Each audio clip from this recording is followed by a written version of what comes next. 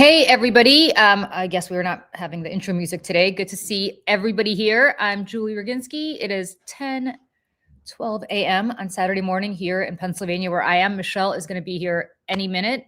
She is dealing with some cat issues. Poor Michelle. She wasn't feeling so well yesterday. Now her cat, who's really old, is not feeling well, so she will be here in just a moment. But I'm watching the chat. It's hopping. Everybody from all over the world. We've got people from Australia. We've got people from Germany. We've got people from North Texas and Canada and everywhere else. And I love, love, love this community that we have built. This is Coffee and Conversation, but I think we might change the name to Saturdays for Sanity, and would love to hear what you guys think about that. We love Coffee and Conversation, but I feel like in this crazy time, we need just some time to deal with some sanity issues. And this Saturday morning seems to be it. Hi from Dana from Clarington, Pennsylvania. I am here in close to Bucks County, Pennsylvania. It's about to snow here tonight, and I don't know if we're going to be able to get out of here because we live in this really kind of on top of a hill with this really long driveway. So I don't know how we're going to be skating back out of here to get out of here and go back to New York tomorrow, but we'll see. We'll see what's going on. It's been a crazy week. We launched the Mayday podcast last night. I don't know if you guys had a chance to check it out on the Mayday Network, but we went live. We premiered the first podcast yesterday with Congressman Jim Himes he now represents Connecticut. He now represents the part of Connecticut closest to New York, like Greenwich and Stamford and that whole district. But he is, and Jill P11, you'll be in Central Jersey next week. Well, Jim Himes actually is from Central Jersey. We didn't have time to ask him about that, but much like Mallory McMorrow, who was running for Senate in Michigan and is originally from Central New Jersey, so is Jim Himes. He went to school in the Hopewell Valley school system, but he's, I think, from Pennington, New Jersey, which is not far from where I grew up, the other side of Princeton in Central New Jersey. So just for the record, Central New Jersey exists. Jim Himes is from Central New Jersey. Mallory McMorrow is from Central New Jersey. And I don't want to hear it about Central New Jersey anywhere else. What did you guys think? I mean, for those of you who watched the Himes interview, I thought it was interesting. There's one thing that he said that I wish we had time to follow up on, because I feel like it's a really big gaping hole in this interview that we missed. Bridgewater, New Jersey, Jill. That is, in fact, Central New Jersey. He said that he knows there were drugs on that boat, but then he said at the same time he hasn't gotten briefed by the administration on these boat strikes. So I'm curious to know how he knew there were drugs on that boat if he never got briefed. I assume, for people who ask the same question, that he's probably seen intelligence, maybe, or has gotten tipped off by other intelligence services, and maybe not our own, about what's happening. I mean, there is a possibility here, and I didn't think to ask him this, and to be honest, I don't know that he could have told us anyway. But I'm curious as to whether at least the Democrats on this committee, or at least somebody of his stature, because he's the ranking member on the House Select Intelligence Committee, whether they're getting briefed by foreign intelligence agencies because our own government won't brief us. He's kind of seemed to imply that those alliances are still strong and that we're still getting briefed and that our intelligence sharing is still strong with our allies. But I wonder if that's because his intelligence sharing is strong with our allies. I mean, I think that's kind of an interesting question for him. Not that I think he could have answered that, but if I had an extra hour with Jim Himes, it's definitely a question that I would have loved to follow up with him on. Because the question, the obvious question from his interview is, how does he know if he hasn't gotten briefed? How does he know there were drugs on that boat? He seemed very certain, and I don't know that he would believe the Trump administration if they told him, which he says they haven't. So it seems to me that there are probably reading between the lines, that he's gotten intelligence from other sources that maybe is not the Trump administration doing that. He did make the point for people who are asking that this is still murder, basically. I mean, I asked him that question point blank, are we committing murder? And he said, pretty much. I mean, there's no excuse for this. I don't care if they're carrying 100 kilos of cocaine. And they were not headed for us, by the way. They were headed for Suriname. And apparently those drugs go from places like Suriname to Europe and to Asia. They don't come to the United States. So not quite sure what the Trump administration's excuse is, but I will also say, and I think this is really interesting, and we can get to less kind of heavy stuff when Michelle gets here, but I think also, there is something to be said for the fact that we're not bringing these people back to the United States to stand trial. And in fact, if you believe Pete Hegseth, who told the Washington Post reporter that he said murder them all or kill them all, now Congressman Himes seems to suggest that might not have been true, because the admiral who testified to that in front of him said it wasn't true, and he said this is a credible source. But I also think it's interesting that the reason that they might want to kill them all, and the reason they're repatriating some survivors to their home country, like Colombia, is because they don't want them to come here to stand trial. Because if they were to come here and stand trial, the government would have to actually prove that they were blowing these boats up for a good reason. And there is no good reason. And so therefore, easier to just kill them so there's no evidence, or send them back to their home countries so there's no trial. Or now they're classifying them in the same way that we used to classify detainees at Guantanamo, which is effectively that you can keep them in places like Guantanamo indefinitely for the rest of their lives, if that's what it takes, without having to put them on trial, which is crazy. And I wish we had more time with Congressman Himes, because these are all things we want to explore. But next week, Michelle is here. But next week we are, hey, Michelle. Hi, sorry, everyone.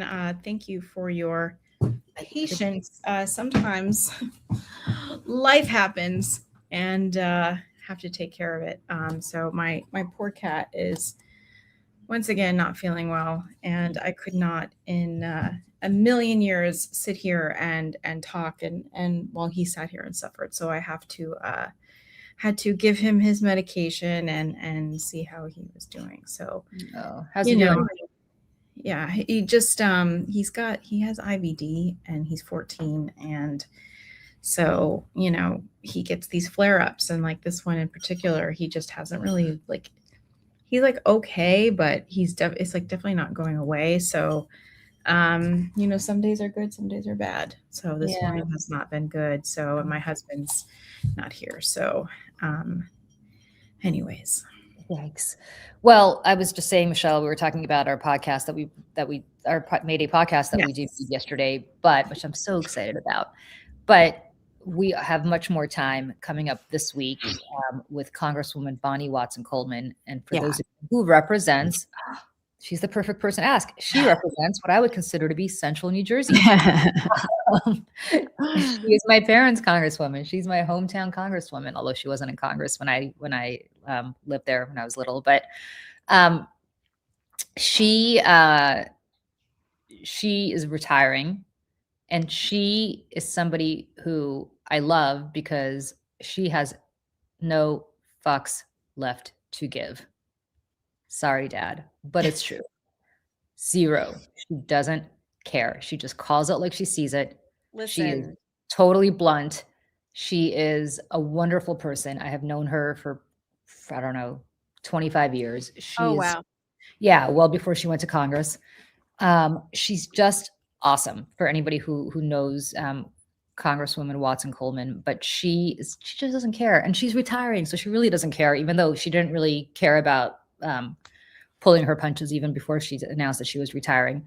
Very Christmassy graphic, Michelle. Yeah, well, StreamYard offers them during the seasons, and I don't have one for this Saturday show. So I was like, you know what? I'm just going to throw up. There's actually a lot of different options. People can tell us there's this one. This one is fun. Okay. There's this one. We could be on a holiday vacation. There's this one, which is also fun. I felt like this one was like the least busy. So I thought that would be good. So I am super excited to have her on, super excited to talk to her early next week. We'll drop that podcast just as soon as we are done doing it Yep. and recording it And and after editing it, editing it takes a a little little bit. bit. Yeah. But she's great. She's awesome. And if you are not a subscriber to Mayday, just please like and subscribe because that's the way you find out when it drops. Because we're not dropping these on any set schedule. We're just dropping them as we record them. Yeah, not yet, at least. Yeah, Yeah. not yet at least. And depends on people's schedule. But this is going to replace over it on Hmm. Wednesdays because I know we owe you guys a show, and this is the show we're delivering for you, which is great because it's going to have awesome guests. And I do have hair sticking up. I know. Thank you for pointing that out, Jay. It's very dry here. And so therefore I have little hair sticking up and I can't do anything about that. And it's Saturday morning and I also don't have many fucks to give. So there you go. Yeah. Um, Oh. that's why I don't care. And I like my hair, but it's sticking up. So what can I tell you? It is Saturdays for Sanity for a reason Yep. because I don't Yep. care. Yep. Yep. Just don't care. Don't care. You're lucky that I put on this and not, some Listen, the fact that we're even here is a Christmas miracle. Let's just say that. Did you see? I got a little tree. No. For my little office room. I love it. Very Just a tiny- festive. yeah, a little tree for everyone. That'd be fun. Very festive. Do you see my plant in the back? That's totally dead, which I didn't notice was totally dead. Is that your dead Christmas bush? That's my dead Christmas bush. Yeah, I gotta dump that somewhere. I've never, I don't know why I bother getting plants here because we're not here. Yeah, like you're not, unless you're getting the self-watering planters, which I do recommend. They exist?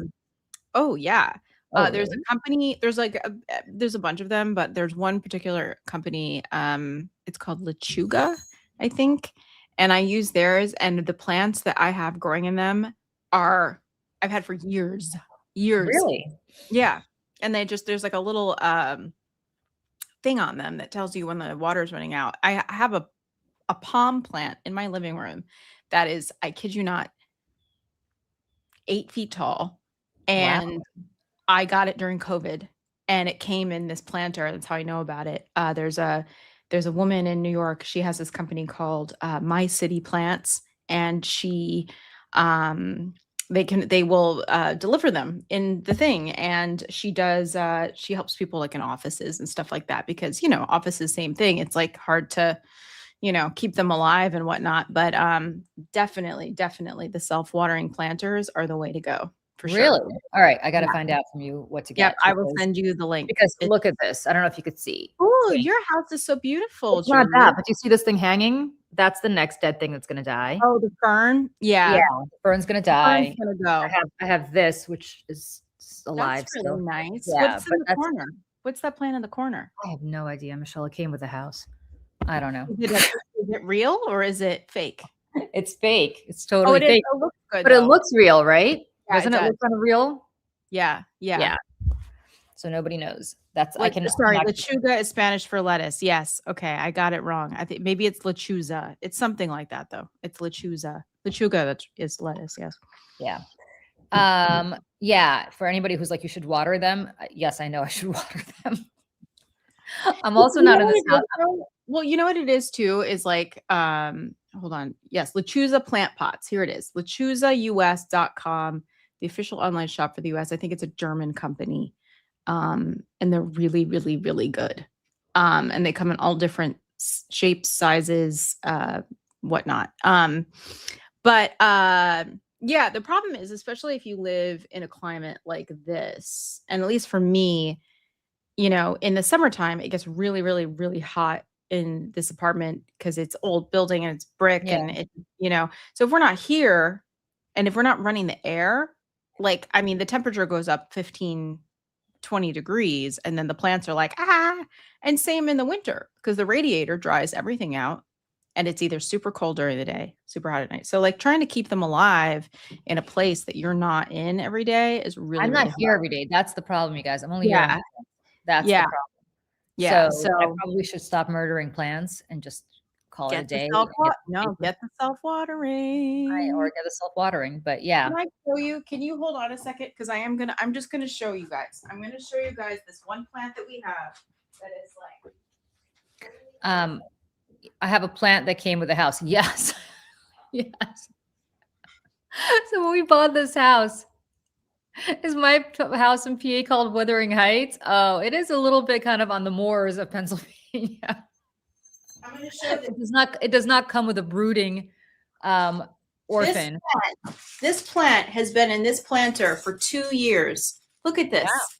And this is a self-watering from Lashuza. And So it's the planter that's the self-watering. yeah, there's water in here, and then it like goes down and it gets it. And this is the the little thingy. It tells you, it's like a little bobble thing in the water, and it tells you. And I think I water this once every month and a half. And like this is an easy, plant to keep alive. So all right. I love how someone says Michelle is like 240. Wow. The comments are really awesome today. Just everything that's like wrong. Everyone's letting us know. Pounds all the time. What? No. 240p. I'm assuming that means I'm blurry or something. Oh, blurry. Yeah. Man. You guys are killing me today. Killing me. Yeah. Michelle has been literally not sleeping for like 3 days straight. So let's just cut Michelle a break today. And that's it. And that's all there is to it. If you want to be critical of somebody, come be critical of me today. Leave Michelle. Yeah. Leave Michelle alone. For real though, is it it's a little blurry, yes. All right, this is what I'm gonna do, guys. I'm gonna like refresh. I don't know why. I have perfectly good Wi-Fi. I'm gonna refresh and I'm gonna come right back. Okay. But you guys, it's also Saturday morning. Like, do we need to be critical? I don't think so. I mean, could we just chill and have sanity today without being critical of everybody? Because we're doing our best, and we come here every morning at 8 a.m. and do an hour show, and then we do long podcasts, and then we do daily dispatches, and then we come here, and we're so happy to do it, and we love this community that we're building, but it is a lot of work. So if Michelle is having a tough day with her cat, or she's having a tough day the last couple of days, maybe on Saturday mornings, let's try to stow it, because it's sometimes there are harder days and easier days, and Michelle's had a hard couple of days. So, and my hair has also apparently had a hard couple of days because it is standing up. Oh, anyway, yes, if you're going to be critical, Kevin, be critical of Julie's plant upkeep. Thank you. If you want to accuse me of being a plant murderer, I own it. I own it. I am a killer of plants. That is true, but no longer, because Michelle has now opened my eyes to whatever the hell it's called, Lechuga. And thank you. Julie, tell your dad I said hello to him. I will say hello to you from you, Dana, to my dad. Thank you. My dad is busy taking care of my mom these days, so he does not have the time to watch the show as much, which is why I'm cursing a little bit more than normal. Because it occurred to me, my dad's like, you guys do a show still? So the good news is I can curse a little bit more because I don't think my dad watches enough. Much better, Michelle. Is it better? I tried to switch it because I realized I do this. I have my setting at 1080p, so I'm wondering if I shouldn't change it to 720. But it won't let me do it in the middle of a broadcast, so we'll try it for next time. Hey, you know what, Eileen? Thank you for pointing this out. I'm going to put this on. I'm going to put this on here. You know what? Can we talk about this for a second? Yeah. So I remember exactly where I was when that happened. Me too. I was actually on air with Rick Holbaum at Fox, and we got this news, and we were like, "Holy shit!" Yeah. And I had just had my son. He was just a baby. Rick Folbaum I don't know if people know Rick Folbaum. He left Fox shortly thereafter, but he's been all over the place. He's a great guy. He's just a wonderful, wonderful man. He's got, I think, 4 or 5 kids. He's got a lot of kids. So both of us were sitting there completely shocked as parents. And you had to report on this, but you're reporting on this the whole time thinking about your own family and the whole time thinking about your own kids and just horrified. And then the part that I'm going to get a little political about is that within seconds, you had these MAGA trolls who were not even MAGA at the time because there was no MAGA at the time, but you could sort of see where the wind was blowing. Yeah. going after the parents, going after the fact that this was like a fake thing. It's not just Alex Jones. There's a lot of them doing it. Yeah, Pretend and the yeah, NRA went, uh-huh. the NRA did. By the way, did you see the NRA is basically bankrupt? I had Little reported heard story. it's funny, they've been awfully quiet lately. I haven't Little heard reported from them story. from Wayne They're LaPierre. well, Wayne LaPierre is going a little bankrupt. Wayne LaPierre has run that organization into the ground because he spent all his time buying suits and flying private and going on all these fancy vacations. So fuck the NRA. But I Mhm. will also say that you had people like that. Um, yeah, Eileen, I'd love to hear those stories. Awful, awful, awful. But you had the NRA going silent because they always do after school shootings. Yeah.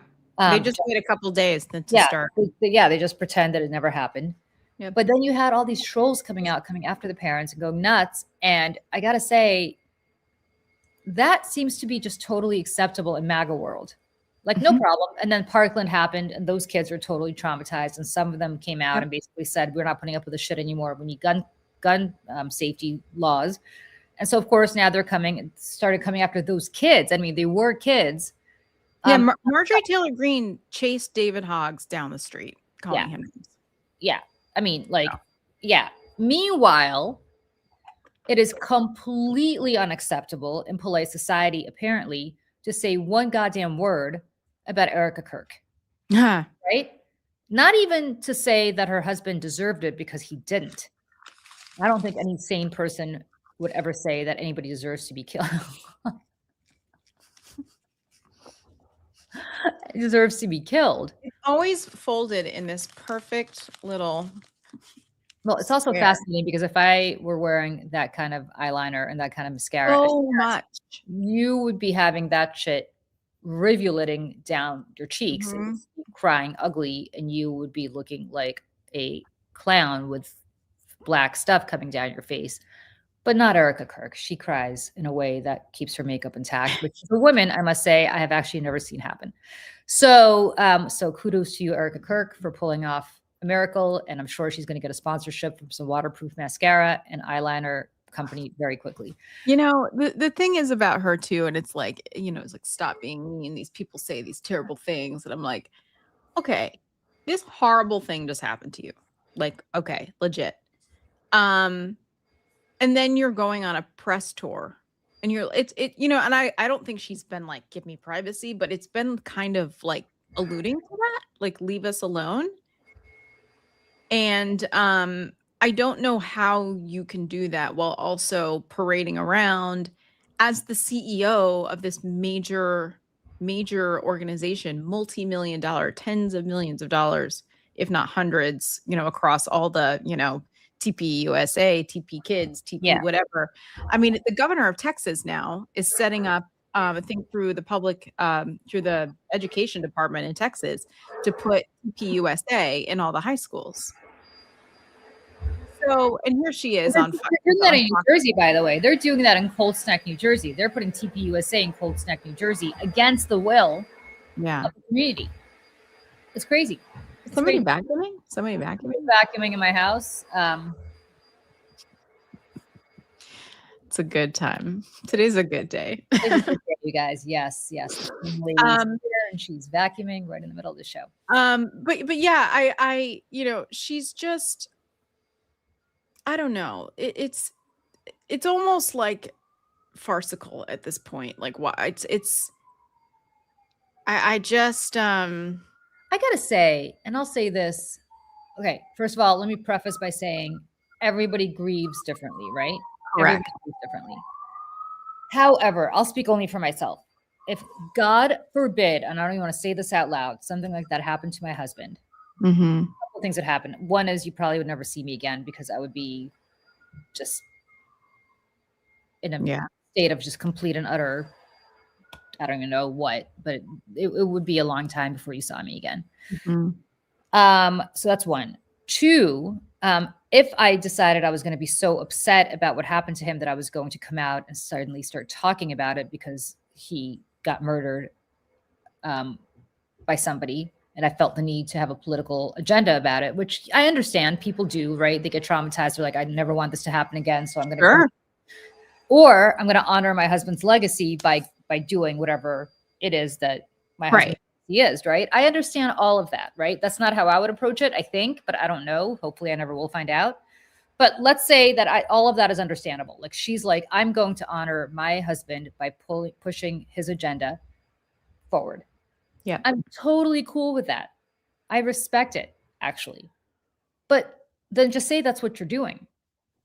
And then understand that when CBS platforms you, as they are going to platform her tonight at 8 p.m., Ugh. you're platforming somebody who's pushing a political agenda, perhaps to honor her husband. But that's her decision. That shouldn't be for all of us to have to absorb now. Right. In prime time. Right. Like, go ahead and buy some airtime on CBS. I cannot imagine the millions of dollars. Oh gosh. Giving, in-kind after contribution to Turning Point USA. I mean, they really should register. I don't know what Turning Point USA is, whether it's a charity or it's a C4, I think. CBS should, I don't know if they disclose their donors, but they'll have a C3. I legitimately think they have. There's like the TPUSA PAC. There's the TPUSA like foundation. There's like the TPUSA. There's a bunch of them. They whatever it is, you have to report to TPUSA a in-kind contribution. Yeah. And that's what you're doing. Like if you run a C3, you have to say that I'm a donor and I've provided in-kind services to you. Whether if you host a fundraiser for me at your house, that's still an in-kind contribution that you're providing for me because you're paying for the food and you're paying for the drinks. If you are giving me free TV time, that too is an in-kind contribution to the C4. And what I'd like to ask CBS and Paramount is, are they disclosing this as an in-kind contribution? Because that's what it is. That is what it is, pushing a political agenda. This is not going to be a conversation about grief. No more than Andrew Ross Sorkin hosted a conversation, a Deal Book, about grief. He hosted a conversation where she decided that she was going to talk to all of us and lecture all of us, women living in New York City, about how when we were single, we're replacing our desire for our husband and family with politics. That bitch got a lot of nerve. That bitch got a lot of nerve. Whole lot of nerve. And let's be very clear, after this airs at 8 p.m. Eastern on Saturday, when children are around to watch it, there will be a hell of a lot more Turning Point USA clubs showing up at schools. Yep. And this is indoctrination. I mean, this is like, listen, I know there's only one Hitler, blah, blah, blah, blah, blah, but this is some Hitler's Youth stuff. I'm sorry. It just is. Speaking of Sandy Hook, I'm trying to remember, maybe this happened, and if it did, correct me, but I don't think so. Did CBS give prime time town hall coverage to the Sandy Hook parents where they spent an hour talking about their agenda, which is why we need more gun safety? They might have. I don't know. Off the streets. I don't recall that happening. Maybe there was a primetime conversation, I don't recall even that happening, about grief. But I don't recall what is going to happen tonight, which is an hour-long propagandized political operation masquerading as grief porn. Interviewed. Tragedy porn for sure. Grief porn for sure. Interviewed by the head of the network and questioned by evangelicals who agree with her. I mean, not one other person got that. Where is the town hall for the Sandy Hook parents to sit there and be interviewed by the head of the network, with whom obviously they agree in their entirety, and questioned by people who are people from Moms Demand Action or from Bloomberg's gun safety, or whoever, like-minded people who are going to be like, I have a question. How much do you think that, the First, Second Amendment sucks? Well, great question. Thanks for asking it. Let me answer. Well, that's the thing too. And in this, where's the town hall for Pulse nightclub? Yes, exactly. Where is the town hall where you have the Human Rights Campaign basically seeding it with their people saying, you know what? Do you think we need to legalize this and this and this and this and this with respect to the gay, the lesbian, the trans community, the LGBTQ community? Right? It doesn't happen. Doesn't happen. It it makes me so angry. And we talked about this with Jeff Jarvis last week, because obviously I wasn't there this week, but we talked about this with him, the that they're gonna pack the audience, and they're advertising this. They're gonna fill the audience with evangelicals, right? To ask questions in this town hall. And to which I asked, well, if we're gonna both sides everything, why is there not another side to this that's being able to ask questions of Erica Kirk? Why can't people who've been hurt by her husband ask questions of her? Mm-hmm. I'm sorry this happened to you, but this is what he did to me and my community. Yeah. Why is that not allowed? Because Why are those people not being invited? I mean, we know why, but because the only dissent that you're having about Erica Kirk right now is some bullshit fight she's in with wacko Candace Owens, who's basically saying that Charlie Kirk was murdered by some combination of the Macron family and the I'm sorry, but they're also like two sides of the same coin. Yeah. And now, right. But the coverage is, oh, poor Erica Kirk. Oh, that's not just the liberals coming for her. It's also wackadoodles like Candace Owens. You know what? Go ahead. I think I know what you're about to say. She's a blonde white woman, and the people who are going after her are liberals and a black woman. And this is the problem that they have.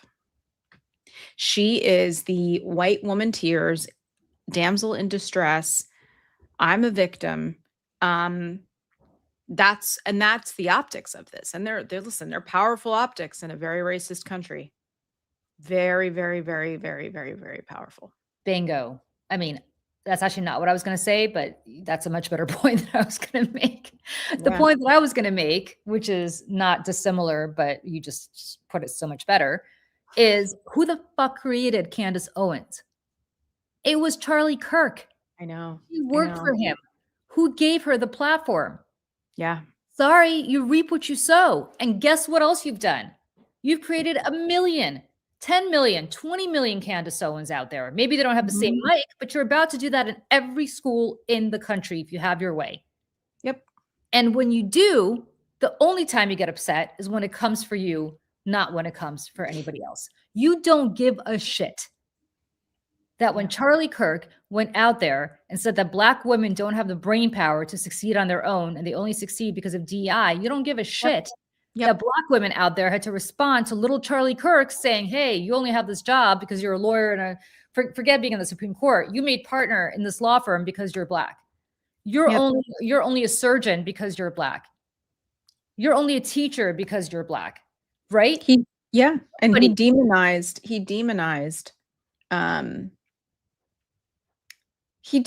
knowledge. He demonized, a curiosity for higher education.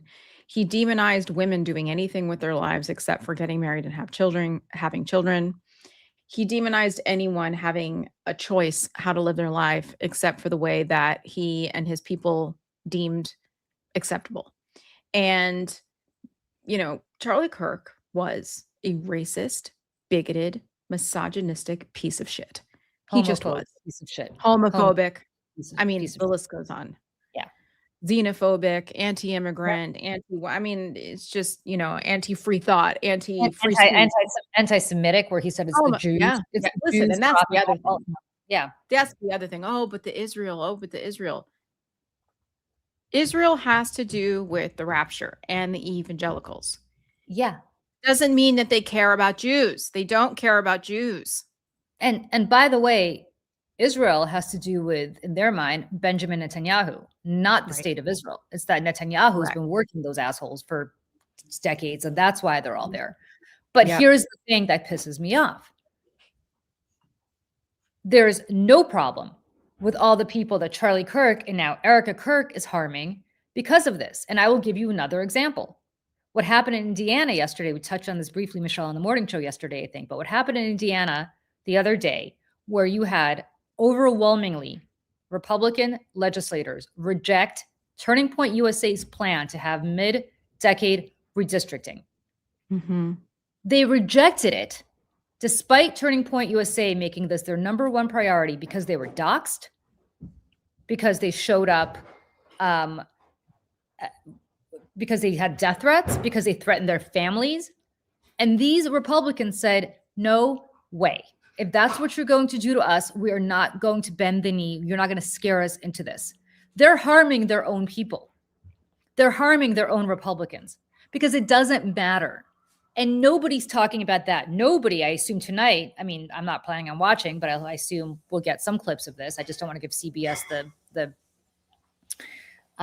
I don't want to give CBS the viewership, but I assume Barry Weiss isn't going to ask her, hey, how come your organization is putting these fellow Republicans in harm's way? Yeah. Yeah.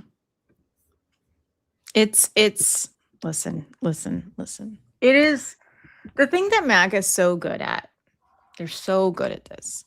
It's because Republicans, however many decades ago, realized that the culture war was going to be their way to ultimate power. And they played the long game for like 40, 50 years. And now here we are. And we have, it's weird that like their idea of like this demure woman is also like hypersexualized. It's a very strange kind of thing. And I was watching the I've Had It ladies last night. In my exhaustion. I was treating my exhaustion like traveling to Europe. You know what I mean? Like you can't go to bed right away because then you won't sleep. And I was just like, let me just stay up till 9:30. I guess. So I was like trying to fill my time with that. And they were making fun of Katie Miller. Katie Miller has her podcast now too. So Stephen Miller's wife, who is as bad as he is, had her boo on Elon Musk. And what are the odds you think of the two of them hooking up? Oh, high, very high. What are the odds of Stephen Miller caring that the two of them hooked up? Zero. Absolutely zero. What are the odds of Steve Miller and Katie Miller hooking up for anything other than procreation purposes? Zero. That's just my opinion. I don't know them. I think he's a psychopath, and I think he's a sociopath, and I don't think he actually cares whatsoever about what she does, provided that it gets Elon money into their pockets or otherwise uplifts their public profile. Yeah, I mean that's why that meme was going around in that cuck chair. Because it's like here's the thing. The I've Had It ladies, I wish I could pull it up here, but then it would just be like we're watching them react to something else. They're Katie Miller's podcast. So like she asks Elon Musk a question, right? And they're, in that high def kind of glossy thing that they have in this like apartment that apparently doesn't belong to anyone. I think they're just renting it out. He takes forever to answer this question. Like just a regular question, asks him a question. He's like, yeah. It takes him like, he's on shit. And he's not that, I'm sorry, he's just not that smart. He's certainly not articulate. And just like Peter Thiel's not either. And I should really just make a supercut of all these tech guys trying to answer questions. You should, but I don't think it's that they're not smart, Michelle. I think they're actually, and I don't mock this at all because plenty of people are. I think they're a little on the spectrum, if not a lot on the spectrum. Yeah, that's for sure. And I think they're very talented when it comes to like quadratic equation. I don't know, stuff that's like has to do with science or math or things, whatever they're talented in. I don't think they have social skills, and it requires no. Having a conversation actually requires having social skills. I mean, if you have Asperger's, you just have a hard time, I think. I mean, that's having a normal conversation. Mm-hmm. Yes, Peter Thiel was German originally. Michelle has the whole. Oh, yes. So, Michelle, tell the story of Peter Thiel because you know this so well. Yes, I really should like write this out so I can have it in front of me. Peter Thiel was born in I believe the early 70s, I believe. or late 60s, I think early 70s in Germany. And then his family moved to like Ohio for a little bit when he was really, really young, like a baby or a toddler. And then they moved to Africa. They moved to South Africa, which in a country that is now called, it starts with an N, and I never know it. Nam something Namibia. something. That they lived there. So if you look in the New York Times, there is an article because I wanted to figure out what environment Peter Thiel grew up in. So it's like, okay, he was there around like 1975, probably 1980, maybe longer. I wanted to see what school he went to, what the town was like. So I found an article in the New York Times from 1978 about the town that he grew up in, or city, like small city, whatever. Okay, Eileen's telling me he was born in 1967. There you go. Okay. So in 1978, when he's going to a little private school as a little rich kid in this place, this town was written as the last place on earth where Nazi Germany still existed. Said it was at times more Nazi Germany than actual Nazi Germany. They said that they pulled into a gas station, and the gas station attendant threw up the Hitler salute and said Heil Hitler. This was 1978 in this place. And 78. Yeah, 1978. 78. Most of us were alive in 1978. Yeah. To be clear, more than 40 years after the end, 30 years after the end of World War II. Am I doing my math right? Yes. More than 30 years after the end of World War II. Yep. So he Southwest Africa is what it was called at the time. The I'm gonna murder the name of this place. It was called Swaziland. Swaziland? Swak. It's SWAKOPMUND. Swakopmund. Oh, I don't know. But his father worked in the mining industry, and that's why they had moved there. He attended a German school there, fostering a strong dislike for authority, shaping his libertarian views. But the name of this town, let me just pull this up here let me see. While you do that, can I just say this? Yeah. If you're German and you feel the need to move to this particular part of the world, less than 40 years after, well, he was born, so he was born in Germany, but they, about 30 years after the end of the war. Yeah. What kind of family do you think you come from? Yep.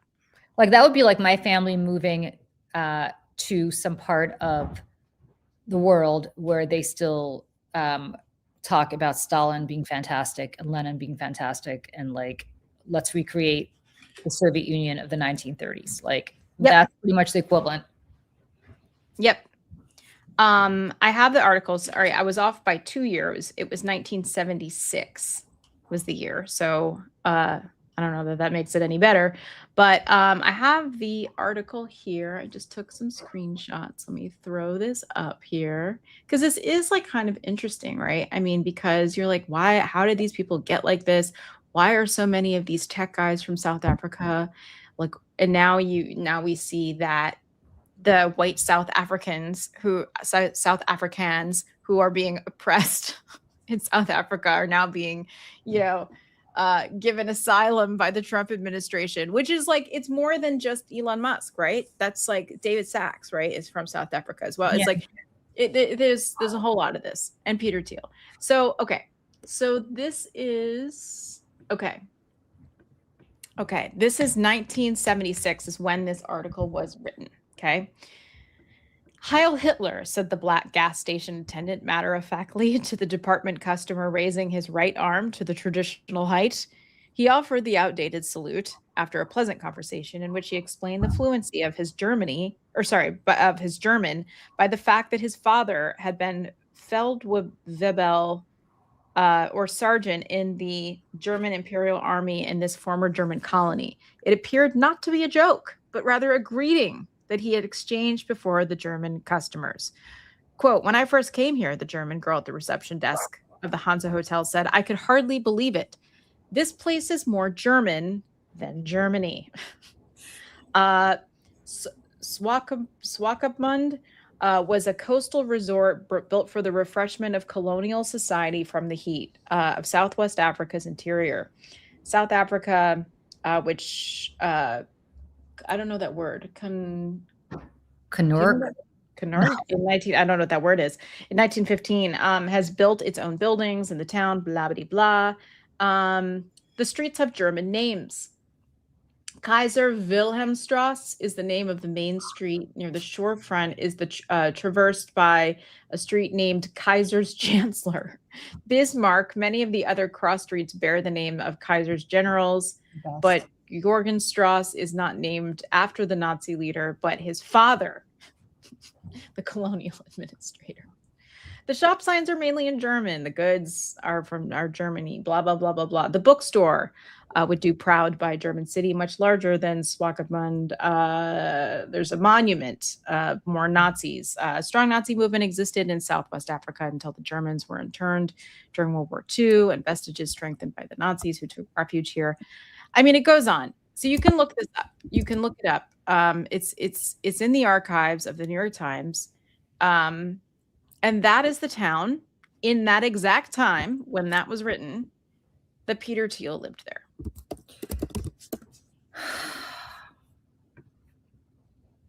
So, yeah. And now Peter Thiel is one of the most powerful people in the United States and in the world.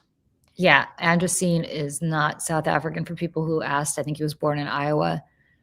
Davis Sachs is South African, but he's Jewish South African, which is fascinating. But Elon Musk is South African, and his family immigrated to South Africa because they were Nazis in Canada and got kicked out. So to be clear, these are really dangerous people, and they don't believe in democracy. They point blank think that we are rubes and idiots and should be governed by them. It's out of some crazy dystopian movie, science fiction movie, and it's crazy. And that's who we're dealing with, just to be clear. That is who we're dealing with. And it's this is the story that everybody forgets. Excuse me. This is the story that everybody forgets. Mm-hmm. This is the story. I don't think even Trump is this nuts, to be clear. Yeah, he's not. Because Trump grew up, I mean, Trump's racist, but he's kind of like, I don't want to say lazy, but it's just like, of course I hate all these people. Like it's less bloodlusty. Yeah, like Trump is like stereotypical. Trump is like, yeah, black people commit crime and Jewish people are greedy and women are stupid and they're just. And his comes from a place of being just like he's like the product of his time growing up in Queens, New York. And also a psychopath in his own right for like his lust for revenge, and apparently is a complete and utter sexual deviant and sex pest as well. But that's a whole nother separate thing for another day. Well, my theory on Trump. I think Trump is gay. Well, right. Yeah. I think, or at Trump least and Roger Ailes, maybe not together, but separately. Yeah. I can't say anything about Roger Ailes. I know, but I can. Yeah. I'm bound by an NDA. But so I'll leave that alone. But I do think that Trump is, Trump is your typical guy who overcompensates because he's trying to prevent people from being onto him about this stuff. Yeah. 100%. 100% believe that. Well, and the reason that I had brought up that podcast with Katie Miller, aside from the fact that she's terrible, is that I've had it, ladies, watch clips from this podcast, right? And it's so boring. And Pumps was saying, she said, she goes, I went and watched Pete Hegseth's podcast, which I didn't even know he had a podcast. Wait, podcast now or podcast when he was I don't know. She said, I went and watched Pete Hegseth's podcast. Okay. I don't know when this was, if it's now or later or before. But she said that, she goes, and that is even more boring if you can imagine it.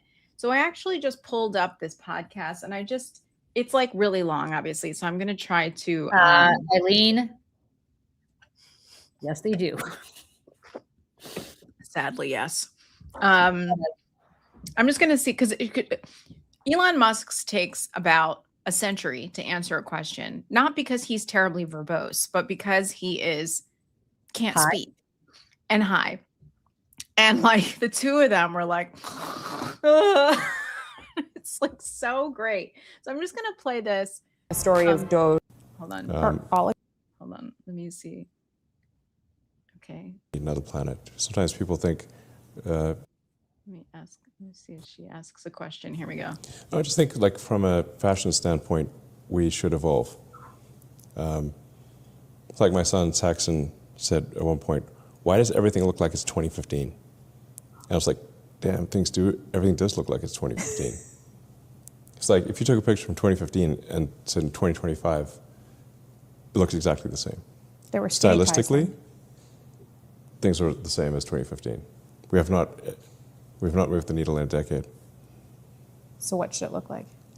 Something new. You know, like the 60s had a definitive style, the 70s had a definitive style, the 80s had a definitive style, and then the 90s also had a style, but then you start looking at the 2000s and the 2010s, and it's like less and less every year. I think we should evolve our style.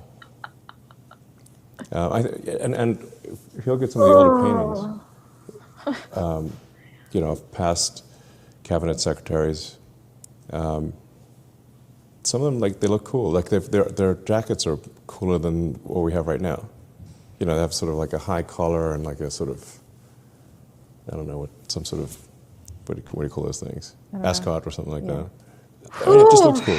Like, so, but everything's like a very normal looking suit at this point. All right. Like, I can't. We got Riveting. I have several questions. This goes on for 52 minutes. I have questions. First of all, did they just rent some like apartment? Like, right. That's what I was saying. It's like, I don't think anybody lives there. Like, nobody lives there. It's some random corporate apartment. Some, like, staged. Yeah. It's totally staged. Okay, God bless. I'm glad she has the money to do that. Right. Second, what the fuck? Right. And the whole thing is like this. She asks him a question. But look at her face. She's also like, brilliant, Elon. Brilliant. I mean, why are we subjected to this other than he's the richest man in the world? That's literally it. That's literally it. You know, he woke up at 2 o'clock in the morning, or I shouldn't say woke up at 2 o'clock in the morning. You know, after he took some ketamine or smoked some pot or whatever the fuck he's on right now, when he was saying that, he's like, you know, it's interesting. Probably listened to some like Creedence Clearwater Revival that made him start thinking about the 60s and 70s. And he's like, you know.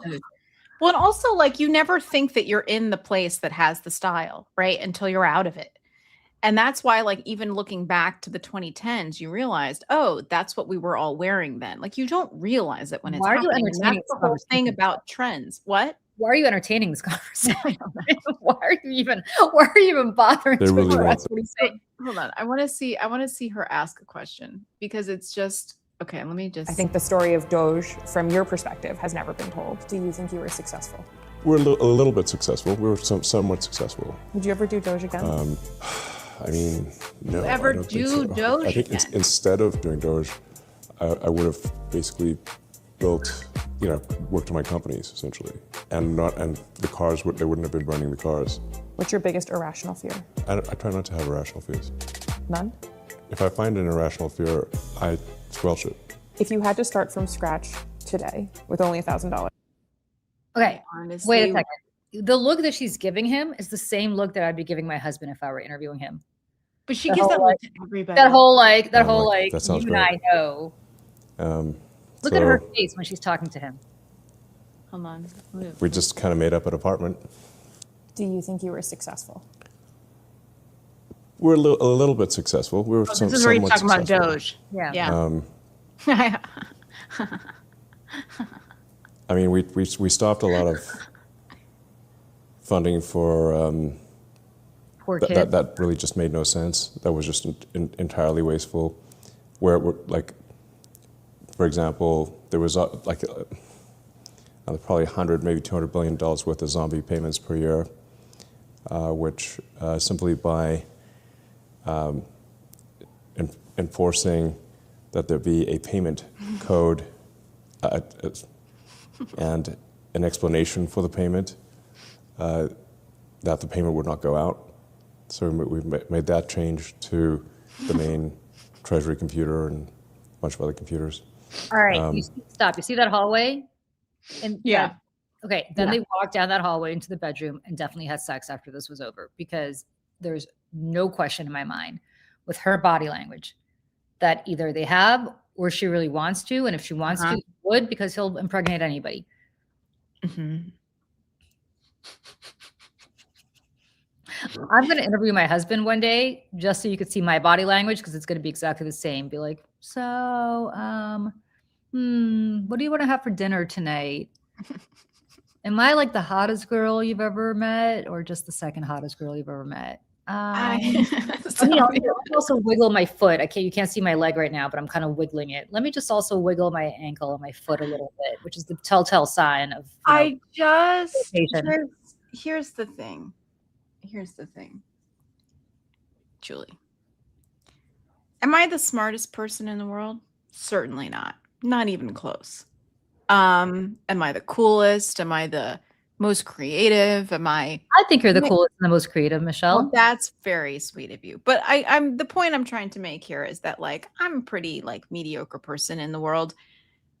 And so I feel like I can say this, is that even in comparison to the rest of the world, like I've spent my life around creative people who have big personalities and big voices and big lives. And I've been broke. I've been poor. I've all sorts of things. But I've never been poor in having exciting and charismatic people around me. I've always been rich in that. And these people bore me to tears. That's the thing about this. This fascist takeover is being led by the most psychopathic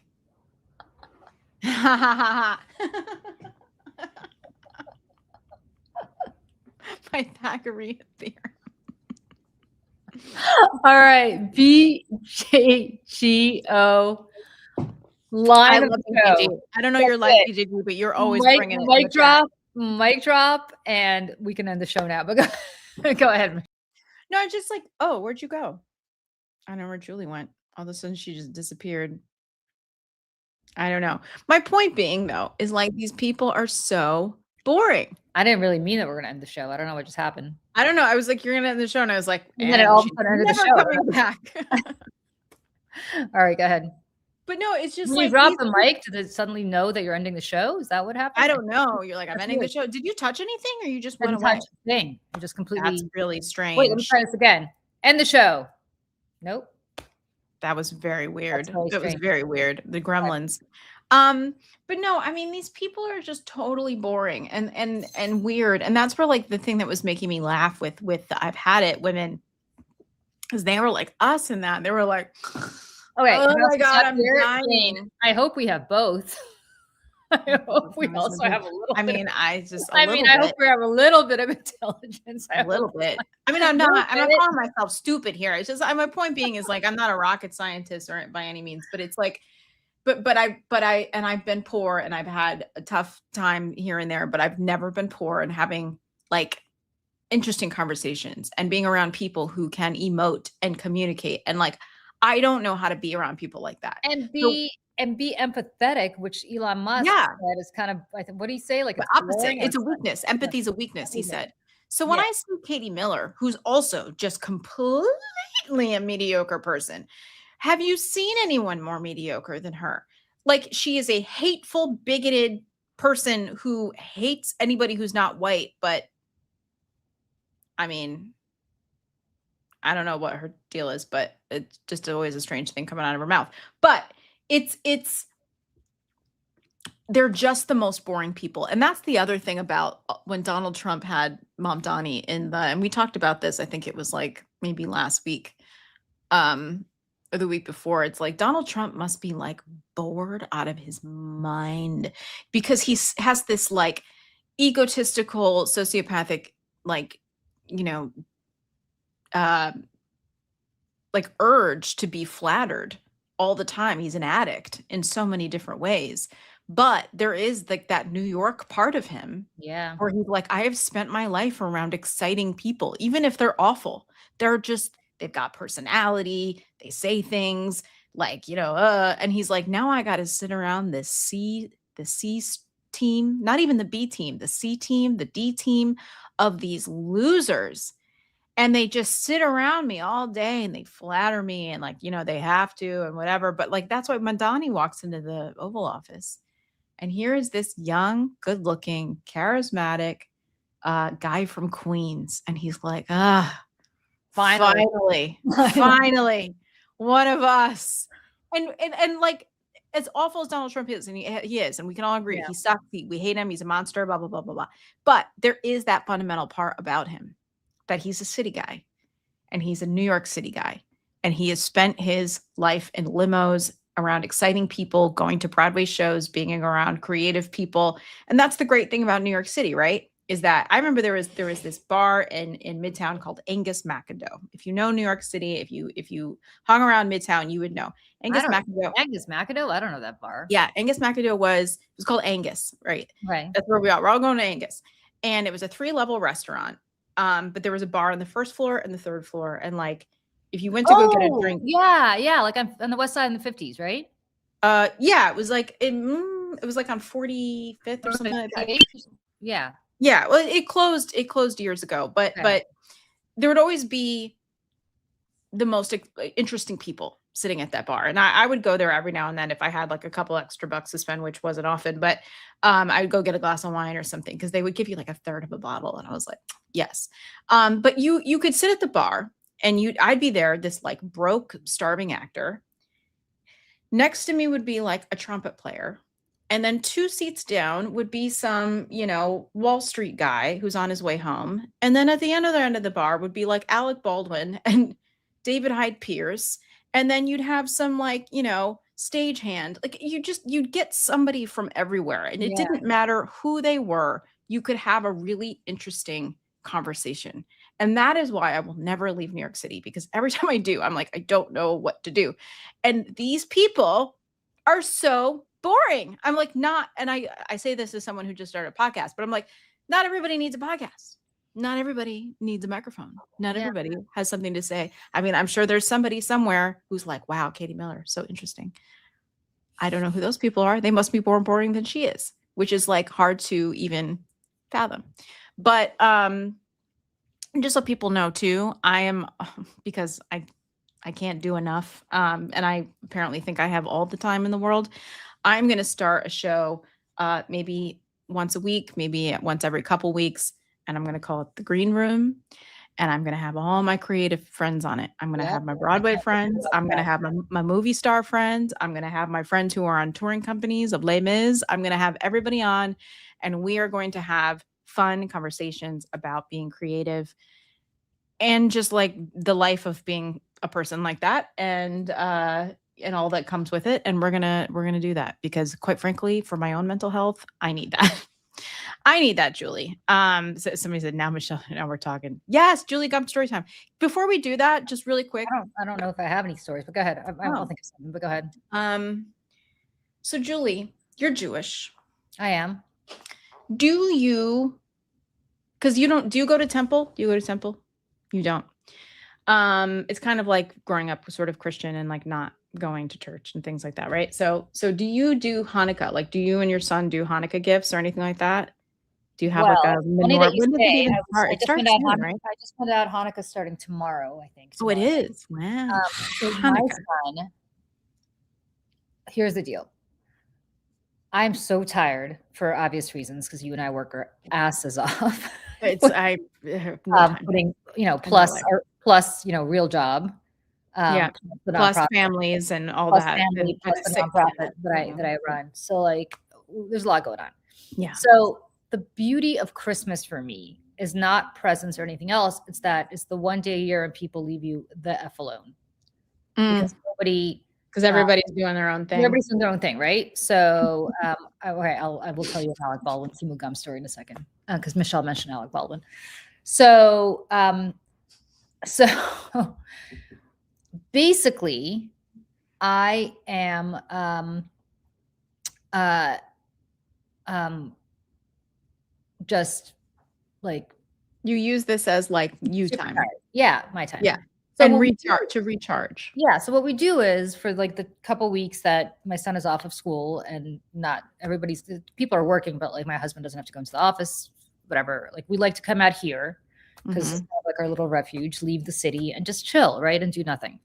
Yeah. And that's like ideal to me. Like I want to do nothing. I just want to lie in bed, stare at the ceiling. It's really quick, Heidi. You're in luck Oh, because I've got all of them. yeah. Heidi, And we they're know all coming on the show. Yep. Anyway, go ahead. Then you should definitely tune into Michelle's show when she launches it, hopefully early Yeah. next year, Michelle. And also the Americans we might start over this period. Yeah. My friend Craig's gonna come on, and he's like the funniest person ever. So anyway, so the point is like, whatever. I don't want to celebrate anything. I don't want to do anything. I just want to do nothing. However, I feel bad because my son has 2 weeks off of school and so like, should we go somewhere? Should we not go somewhere? It's also super expensive to travel. First of all, traveling it's really, really expensive. Second, like traveling, you can't really go everywhere because it's so cold unless you go skiing, which is, whatever. I don't ski, my son skis, but like what's the fun for him to go skiing by himself when neither my husband or I really ski. Right. But he's been like begging me to go to, and I was like, do you want to go? And we have a lot of family in France. So one of my cousins from France is like, do you want to go skiing in the Alps? Because he has a free place to stay and all we'd have to pay, but I've got miles and whatever for a flight. So all I really would have to pay for is a lift ticket. So actually going skiing in the Alps would be ironically super cheap for us. Right. Mm-hmm. So I asked my son, I'm like, oh my God, I can go skiing with Jonathan. And he skis and he loves my cousin. And like, you guys go skiing. Yeah. And he's like, no, I don't want to do that. And I'm like, are you kidding me? Like, who's passing this up? Like, you are beyond spoiled. Like, how do you possibly pass up this incredible opportunity? Especially because we have a free place to stay. Again, it would not cost me much. Yeah. And he's like, no, the one place in the world I want to go to more than anywhere else in the world. I have to go there. I've been dreaming about going to this place my entire life and I really want to go. And please, please, please, oh, please, can we go there? And I'm like, yes. I'm like waiting for the big, reveal. He's like, Miami.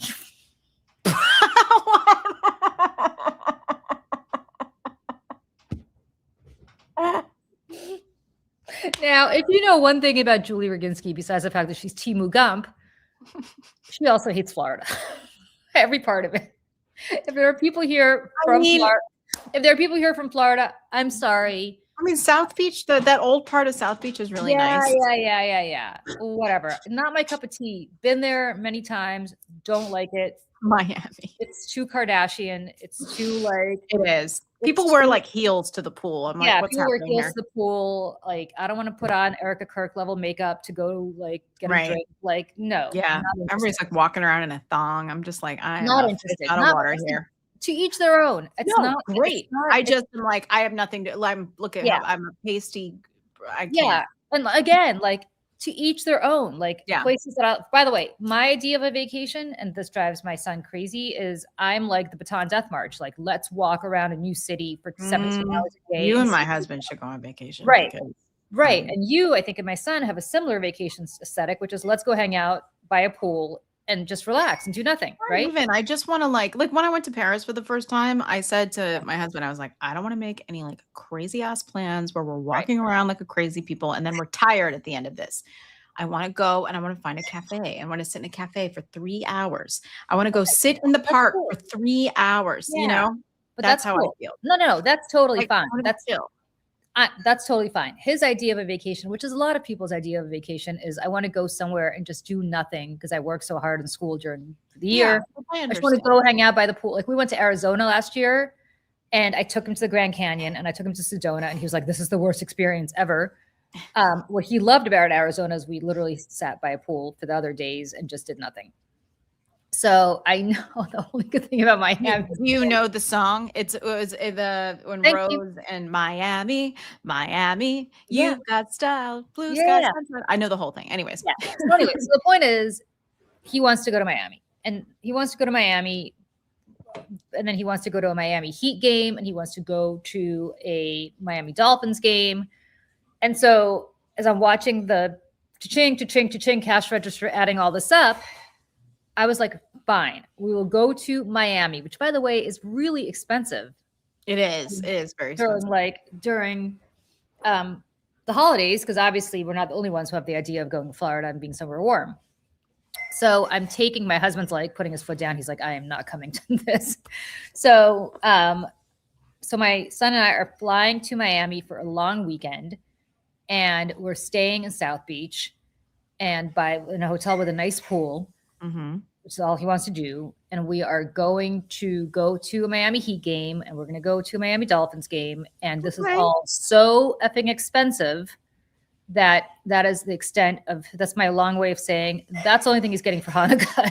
Oh, okay. Well, that's nice. Yeah. That's very nice. So, I mean, it's fine. It's fine. But if you're asking me, like, do we do presents for Hanukkah? Like, you don't do like the 8. I mean, so yes. So we used to do that when he was little. Okay. And I not 8 big presents, because that's crazy. You could get one big present and then, like, you know, other little presents the other nights. But for the 8th night, I insisted, and I'm so glad that I kind of raised him this way so that he always, to this day, does this.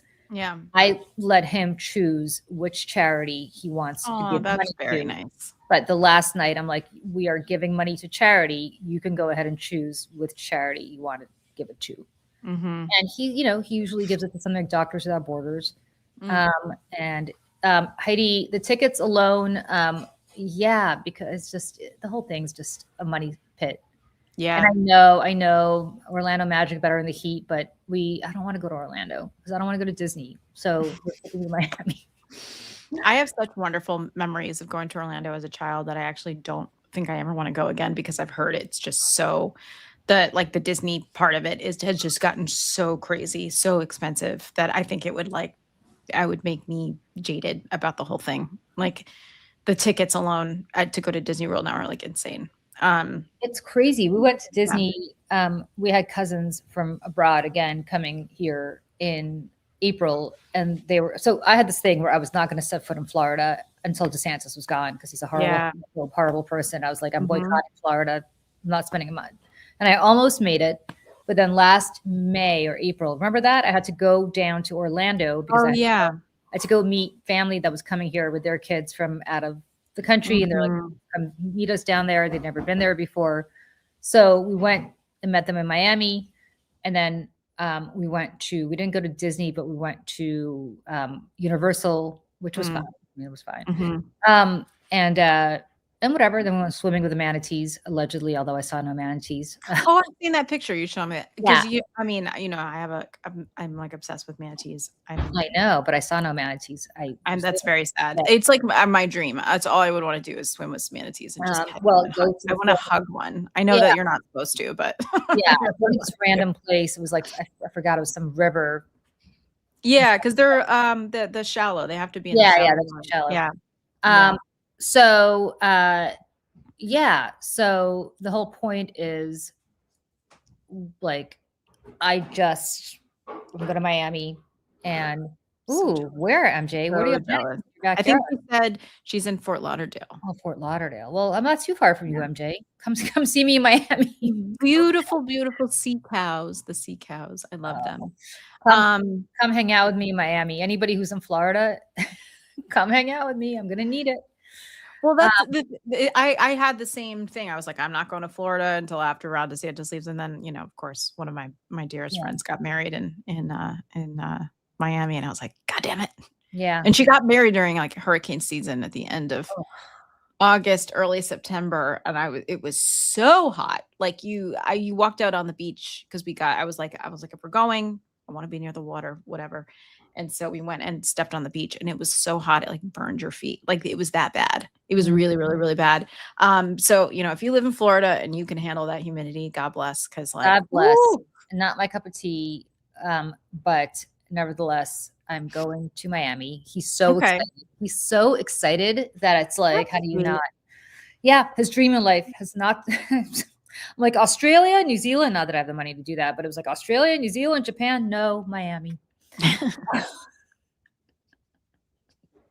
It's like kids are funny. They just we think that they have, like, to your point, oh, do you want to go to, anywhere else? No, I want to go to Miami. It's like, what kind of car do you want? Do you want a Ferrari? No, I just want a big van. Like, you know what I mean? Like, but I keep down by the river. Yeah, I just want a big van. And I say that because my husband, we found one of his old journals when he was like 10 years old. Right. His parents had it. And he wrote down, there was a thing in it that was like, where do I want to live? You know, how many kids do I want? And I'm like, hope you're cool with 0. And like, and then it was like the kind of car I want to drive. And it says a big van. So like, we still laugh about it. I was like, do you want your big van? He's like, I don't know where that came from. And like, we don't even own a car. So just makes me laugh because kids are so funny. So you don't do any other Christmassy things? You don't Well, my husband does because he's Catholic. He's Catholic, right? Yeah. So You go to mass with him I go to mass with him every on Christmas Eve, Christmas Day. Christmas Day. Okay. Yes, go to mass with him on Christmas Day, which actually I really enjoy. I have to say, as somebody who's not Catholic, obviously, or even Christian. I think as an outsider, it's probably easier. I haven't been to mass with him in a while. I used to go with him almost every Sunday when my son wasn't around, like when he was with his grandparents. But and as long as you're going to a place that's like but kill the gays and stuff, Yeah, no. He goes to what we call Our Lady of Hey Girl Hey. It's like the most like gay friendly. It's the most gay friendly. Oh, that's nice place. It's this wonderful church. It's the St. Paul the Apostle. It's right by Lincoln Center. Oh yeah. It's a beautiful church. They have the Lincoln Center. They have choirs from Juilliard singing there. They have. It's basically like a lot of Broadway. Yeah. It's a really inclusive, wonderful. My friend Bill, who's gay, goes there. He's called it Our Lady of Hey Girl Hey because I think he picks up more dates there than a Saturday night mass than he does like at a bar. Yeah, it's like it's a different experience than going to a Catholic. No. This is like in like West Virginia. This is like a legit, progressive, wonderful, just great, inclusive church. Cool. Like super inclusive. Lots of. Well, I don't want to even say it because I don't want ICE to show up, but it's wonderful. Mm-hmm. So every time I go with him, it's like an hour of not looking at your phone. It's an hour of not thinking, and I always get something out of it. First of all, there's a ritual to it, which I find kind of comforting, right? So you stand up, you do this, then you take I don't do it. I don't kneel. Again, I think as like an outsider, I think it's easier to like maybe get something from it than someone maybe who grew up in it and was traumatized by it. Like I say that seriously, like traumatized by some of the practices and the teachings of Catholicism. Maybe, although I guess it depends who. I mean, my husband went to 12 years of Catholic school. My mom too. And my mom is like, see, it's the opposite with my husband. Like he got a lot out of it. It was never, I guess when the nuns rapped his knuckles, he didn't find that traumatic. But he's so he gets a lot out of it, and I get a lot out of being with him. I think it's really special for me, just as his wife, to be with him when he's so important. So I actually really enjoy it, and you reminded me that I should go with him to mass. You should. I mean, if that's something that brings you comfort, I think you should. And I think, I mean, I know I've said this before, like I'm not religious at all. I'm not a believer, but I am a believer in, again, like the rituals. I think I like in the sense like an idea of community. And I often think to myself, man, I wish that I was a believer because, man, I feel like life would be easier to have some answers and a place to go. But I do go to the Cathedral St. John the Divine like pretty often. And I frequent their programming. They do a lot of like concerts and music. And I actually learned the other day that Mariah Carey debuted All I Want for Christmas Is You at Cathedral St. John the Divine. Really? If people are not, if people visit New York, go to the Cathedral of St. John the Divine. Nobody ever goes there because it's kind of off the beaten path. It's by Columbia. Mm-hmm. It's not in the touristy part of town. But I'm telling you right now, go there because it's beautiful. I think it's the biggest church in the world. It is. It's the largest by volume cathedral in the hemisphere. In the hemisphere, okay. Yeah, I think I believe is what it is. Yeah. And again, a beautiful place to hear and see music. Okay, lost in translation. Stop everything. Last Christmas is the best song ever made. Not dishonor Andrew Ridgeley and George Michael that way. You're about to get banned from the show forever. Take it back right now. I feel very strongly. Not really. Please stay. Not really. but I feel very strongly about Wham. I feel incredibly strongly about Last Christmas. I don't feel that strongly about the video because it makes no sense. You know, there's a movie that's like based around, Yeah, like it's it's Parasite. around the Yeah. yeah. But No, I mean, like there's a movie called Last Christmas. It's like a fictional movie, but it's the Last Christmas. The song is like throughout the whole movie. I don't know if you know that, but I did not. Mhm. Anyway, Last Christmas is amazing, and I don't want to hear it. And it's the best Christmas song of all time. It will never be topped. And that's all there is to it. End of discussion. That's it. Well, it's funny you say that Oh, because Ben?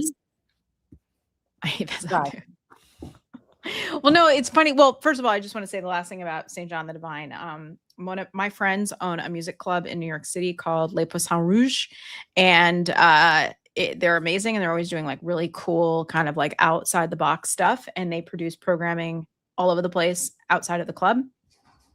And my friend is producing a concert at St. John the Divine with Robert Plant from The Who. Oh, Do you want to come? what? You want to come? You know how I feel about Led Zeppelin. I know. Okay.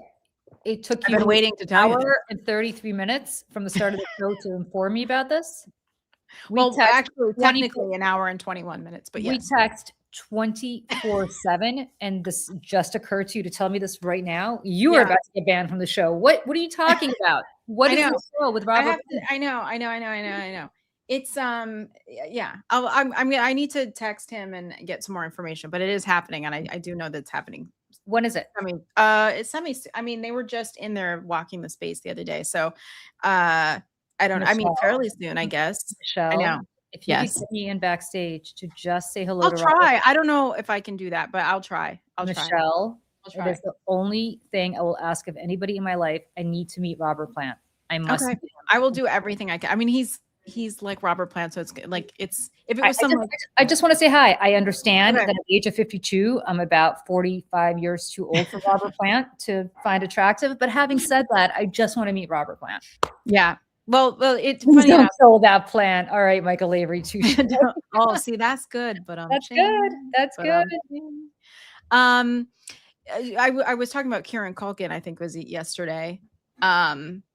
He went to high school with my friends who own and run Les Poissons Rouges. So they all went to this school called the Professional Children's School in New York, and it's like a high school for kids who work, essentially. And Dave, I used to be tight with these people when I was younger. I haven't seen, I don't really hang out with them or see them really at all anymore. But except for Brett, who's my friend who I talked to the other day about this. This is the Robert Plant guy. Yeah, yeah, he's the one. He like produces and does development and stuff like that. So yeah, Brett's like one of my oldest friends in New York City. I've known him for over 20 years. He is a lovely person.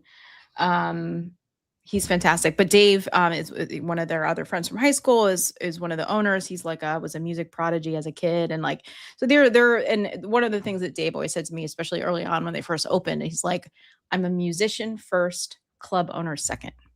And that really is the philosophy of this music space, is that they always approach everything as artists first before, the business part of it, which I always appreciate. And that's why you can always expect very cool outside the box things from them.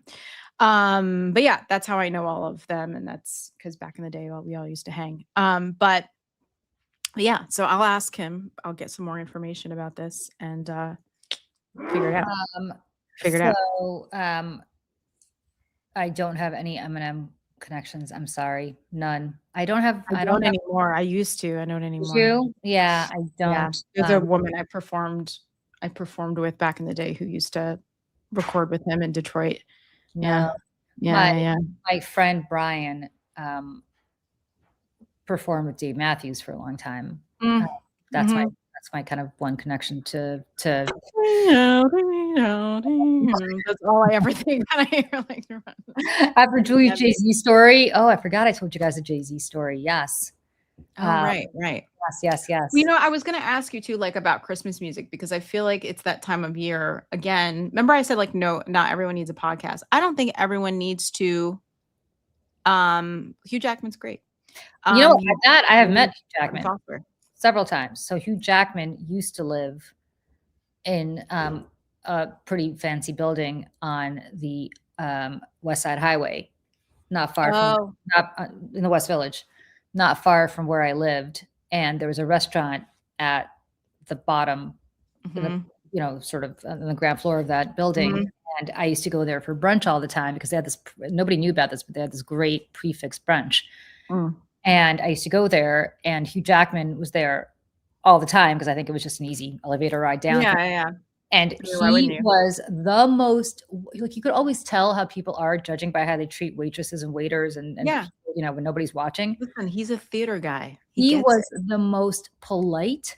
Oh yeah. Wonderful. I've heard really lovely things Sweet. about him. I mean, like literally I would see him there once a month at least. And it doesn't matter. I mean, he knew them all by name. He knew all of their family. Like, he was just so unpretentious and so wonderful and so great. And I never spoke to him other than looking at him being like, because he was so I good. know he is very handsome. Yeah. But yeah, he was really, really, really great. His girlfriend was really kind to me, though. She wasn't scared. Hugh Jackman? I know he's now, it's kind of sad. Sutton Foster now, which is like kind of crazy. At least he was last time I checked. But it's just kind of like, what a match. Yeah. But the thing about Christmas music, I wanted to ask you, because I feel very specific. I was saying, like, not everyone needs to record Christmas songs. Not everyone does. And I feel like every time I walk in, I did a whole thing on my Instagram about this, and people, I don't know, some people agreed, some people didn't. When I walk into a store and I hear like every pop singer on planet Earth either making up some weird new Christmas song that didn't need to exist, or covering and like murdering a classic Christmas song, I'm like, stop it.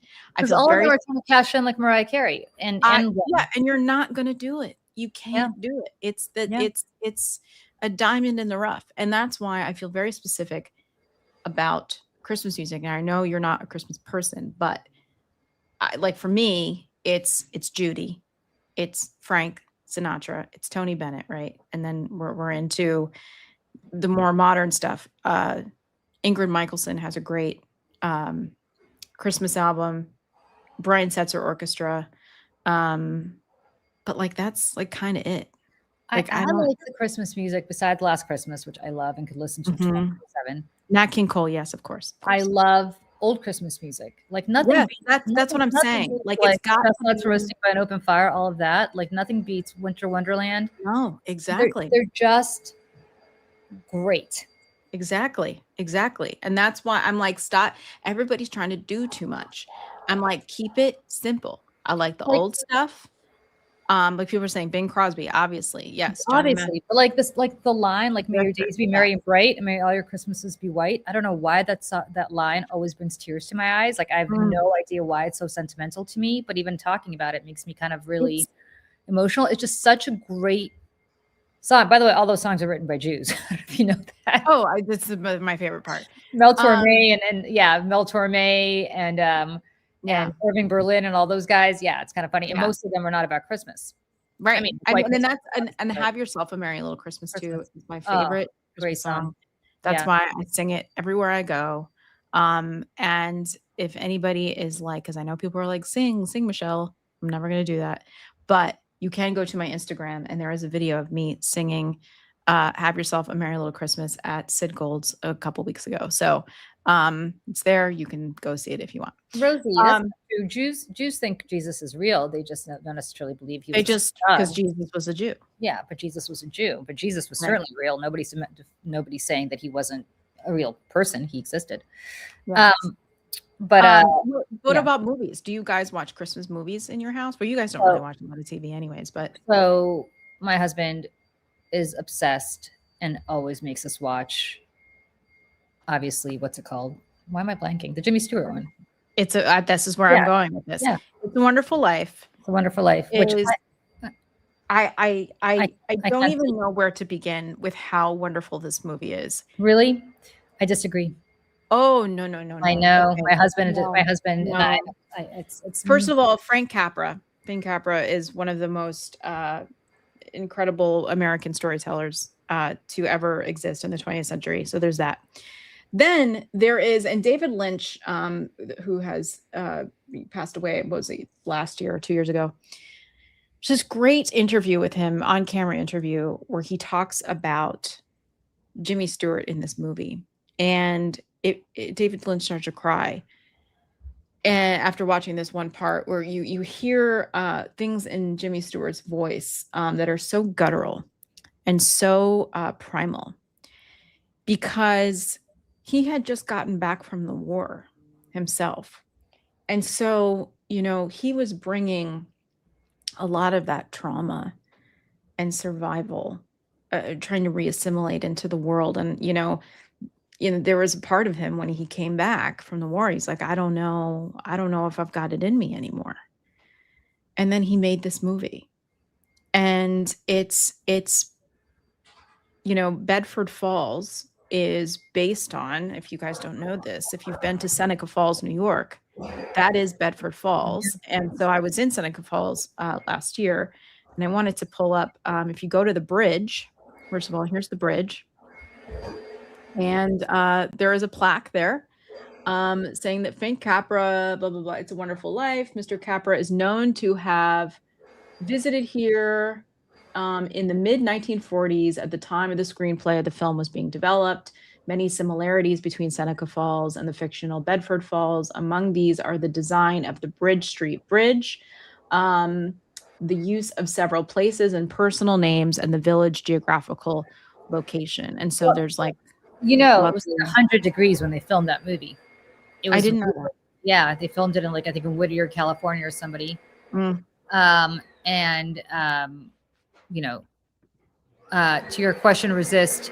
This is what I was saying earlier, and I was like, I'm not going to say it, but I think we all know what I'm talking about. Kim Kardashian, who's obviously the same amount of self-tanner. So yes, she was right.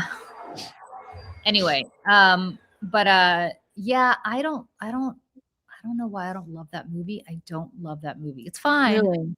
I don't love that movie. Interesting. Yeah, Interesting. my husband loves. it's his favorite movie. He watches every It's time. beautiful. What a beautiful story. It's very emotional. Story. Yeah, it's. I watched that movie and think Donna Reed could have done better. But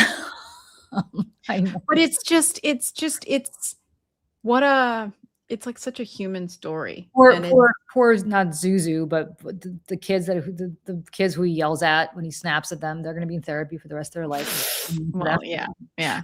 Well, people say I've never watched It's a Wonderful Life. Go watch it. Like, Go watch it. Honestly, it's certainly, it's always on my list of first things I watch. That and Home Alone.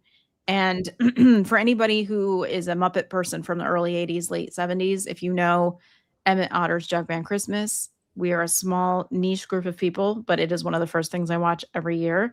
It was Jim Henson's very, very favorite thing that he ever did. And that's why when they sold the rights, a lot of the the Muppet rights to the Disney, Jim Henson and his family insisted on keeping the rights for Emmett Otter. So that is actually, you can go find that on Okay. Apple iTunes now too. I'm going to say something very controversial right now, and then I have to go. Okay. So I'm going to drop this as something for people to discuss, Mm-hmm. and we could take it up again next Saturday. Mm-hmm. I'll put it out there. There's going to be a lot of people who are going to disagree with me. There are a lot of people who are going to agree with me. I think that Love Actually is one of the worst fucking movies that has ever been made. I used to like it, and the older I get, the more I hate it. Chapter and verse as to why it is an awful, terrible, misogynistic, horrible, misogynistic, terrible, absurd, misogynistic, horrible movie. Yep. Also with stupid storylines. Also fat shaming women. Yeah. Also falling in love with women who don't speak English because they're hot. Also, apparently, it's okay to like everything about it just blows. I hate that. It's a familiar Bastion makes a very good point in here, but Emma Thompson's scene at the end when she goes into the room to listen to Both Sides Now by Joni Mitchell, which, by the way, Joni Mitchell re-recorded that song as a much, much older woman, and that's where her voice is so. And like, there's again the primal. I can't. Anyways, it's such a beautiful scene. Emma Thompson is perfect in every single way. But I'm totally with you. Like, there's an entire storyline built in Love Actually about a staffer at the prime minister's residence being fat. And they're like, talk about how fat her thighs are. This woman is not fat. This woman is not fat, but even if she were fat, which doesn't matter. It The doesn't early matter. 2000s. And by the This is what way, I'm saying. The early how- 2000s were and- rough. yeah. Four Weddings and a Funeral, on the other hand, one of the best movies ever made. One of the best, best. Hugh Grant was my imaginary boyfriend in the 90s. He and John F. Kennedy Jr. took turns being my imaginary boyfriend in the 90s. Hugh Grant was phenomenal in that movie. Yes. Just and- just really quick, I want to just in case anybody doesn't know what this is. Hold on. This is the woman that they try to tell you throughout the entire movie is fat. Yeah. She's at best a size 6. At best. At best. Or at most. Yeah.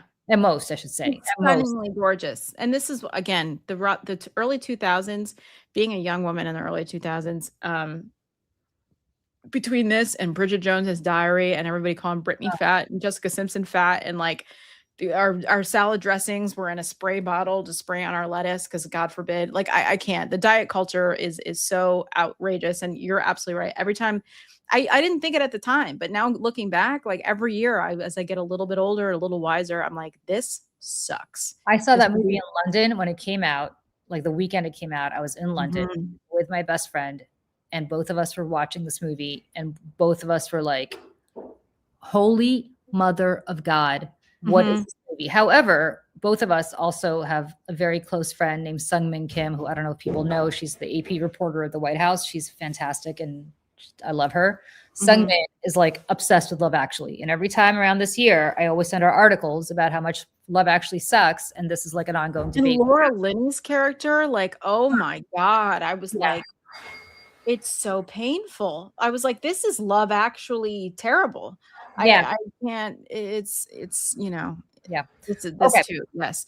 And also just one last thing. I just wanted to give a shout out to Lieutenant Colonel Urso, my sister-in-law, who is our official military analyst and contributor here at the Mayday Network, who lives in Miami. And she went to visit. Well, she went attended an event yesterday with Mark Kelly, and this is her with Mark Kelly and Gabby Giffords. They had a lovely conversation. And I know that she reached out to Mark Kelly's people after and was telling him all about Mayday Network and sharing links. And she said, you know, he called her Lieutenant Colonel the rest of the day and was like talking about running for office and giving her some advice. So I just thought that was really, lovely. And I just wanted to share that with everyone. Yeah. So, yeah. All right. We don't hold it against her that she lives in Miami. Not forever. She's just going to school. She's from Long Island. Like, you know. Yeah. All right. Awesome, you guys. So good to see everybody. I got to go. Yeah, you got a ruckus going on in your house. There's a lot of vacuuming going on back there, so I got to go to save all of us that. Sorry, I don't have any Timu Gum stories. I will save the Alec Baldwin Timu Gum story for next week. And we will see everybody Monday morning at 8 a.m. Eastern. And like and subscribe because we may do a daily dispatch if anything drops before that. Maybe we'll do one on Erica Kirk's bullshit thing tomorrow. Yeah. Okay. Bye. Yes, I've got plans to kill. I got to go. Bye, everybody. Bye.